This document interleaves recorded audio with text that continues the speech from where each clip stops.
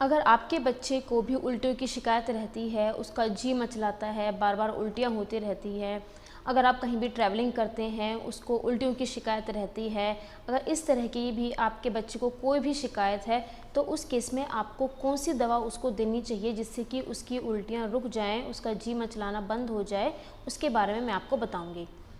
तो hello friends, welcome back to my channel pharmacist Savi, जहां आपको मिलती है मेडिसिनल प्रोडक्ट से रिलेटेड इन्फॉर्मेशन और आपकी हेल्थ से रिलेटेड यूज़फुल टिप्स। तो कैसे हैं आप सभी? I hope you all are doing good.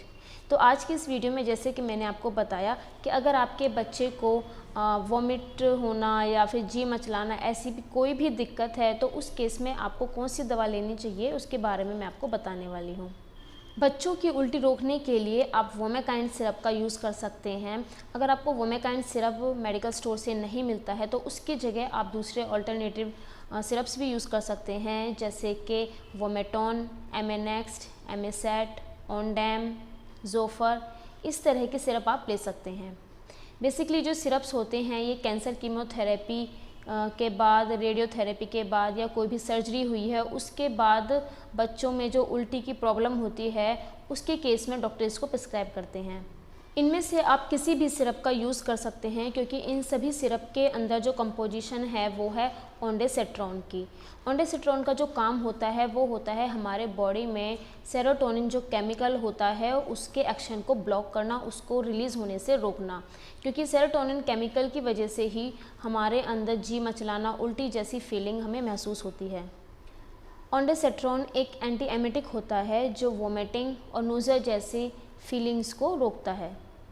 Market में ये सिरप और टैबलेट दोनों ही फॉर्म में अवेलेबल होती है। अगर आपके बच्चे सिरप फॉर्म में इसको नहीं ले पाते हैं तो आप उसको टैबलेट की फॉर्म में भी दे सकते हैं।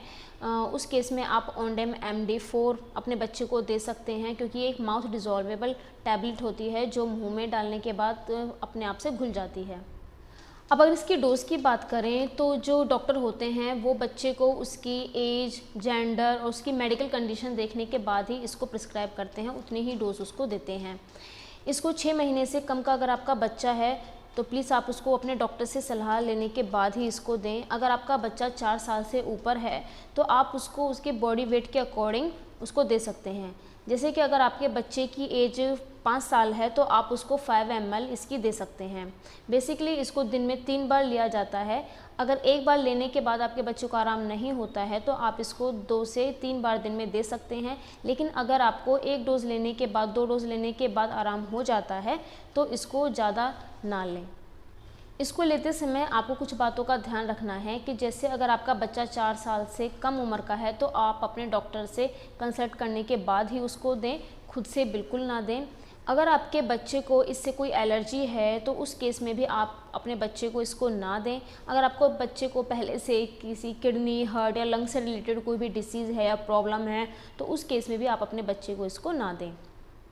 अब अगर इसके साइड इफ़ेक्ट्स की बात करें तो इसको लेते समय आपको कुछ छोटे मोटे साइड इफ़ेक्ट्स इसके देखने को मिल सकते हैं, जैसे कि हेडेक, टायर्डनेस, डिजीनेस, कॉन्स्टिपेशन, थोड़ा पेट खराब होना या लेजीनेस, इस तरह के कुछ साइड इफ़ेक्ट्स आपको देखने को मिल सकते हैं। अगर आप अपने बच्चे को पहले से कोई भी दूसरी मेडिसिन्स दे रहे हैं या पहले से उसको बीमारी है या उससे रिलेटेड कोई भी मेडिसिन्स आप अपने बच्चे को दे रहे हैं तो उस केस में आपको पहले अपने डॉक्टर से कंसल्ट करना है, उसके बाद ही इसको लेना है।